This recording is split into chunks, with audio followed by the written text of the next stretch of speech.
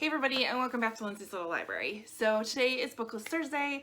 BookList Thursday is something we do every week. Sarah and I from Sarah's Nightstand come to you every Thursday with some sort of book thoughts, ideas, recommendations, something bookish related. So today's topic is reader's guilt. Now, we don't chat about kind of what we're going to say in each of these videos ahead of time. We decide on a topic and we go from there. So reader's guilt can be a lot of different things. So I am going to go through 5 different scenarios or different things that I feel a lot of reader's guilt about. And then you'll have to hop over to Sarah's channel to see kind of how she interpreted this, but this is where I'm going with it. So number one thing I have a ton of reader's guilt over is review books. I'm horrible at reviewing books on time. So I have a number of books up here that were sent to me from publishers. Actually, I think all of these came from the website bookishfirst.com, where you go. It's a really awesome website. I'll leave a link below. Definitely check it out. But they give you like the first few chapters of a book. You read that, you leave your impression, and you're kind of put in a drawing to win that specific book. So there isn't really, I'm not promising to do a review, but I really want to do reviews and get them up on my channel just because I think it's a really cool thing that they're doing, that they're sending these books out early, and then I am like epically failing at getting them done. I've got a few done. I have one arc that I finished not that long ago and left my comments about, and I have gotten a few done. Like, it's not horrible, but there's still a pile up there that I look at all of the time, and I just feel really guilty over not reading them yet. Yet I'm still very excited about them. Just no time. All right. Reader guilt number 2 for me is my tablet.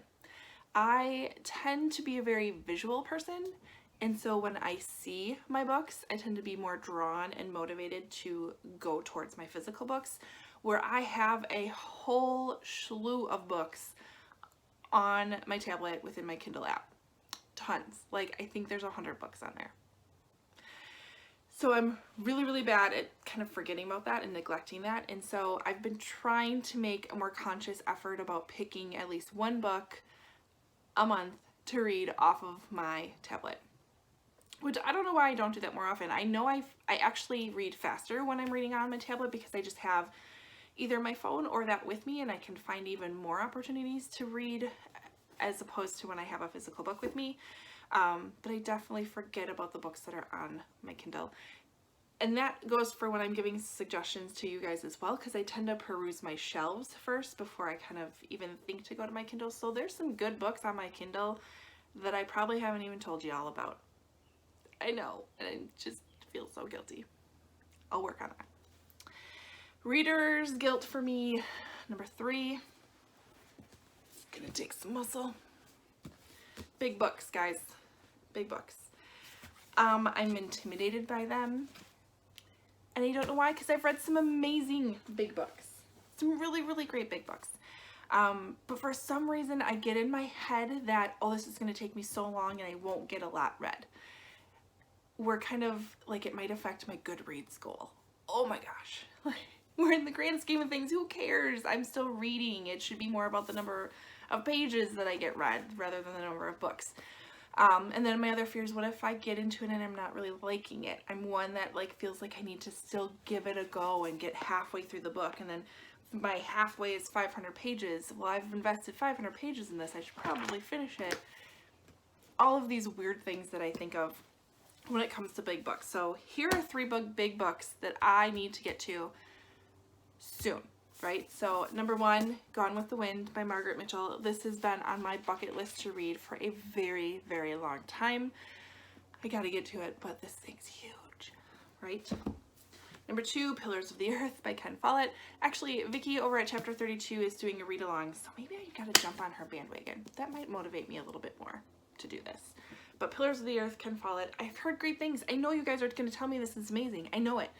I'm just a little intimidated by it. And the last one, Stephen King's 11/22/63. Hello, I am a huge historical fiction fan. That is my jam, and I haven't gotten to this yet. Not that it's historical fiction, because there's like this guy goes back in time, so, but you know what I mean.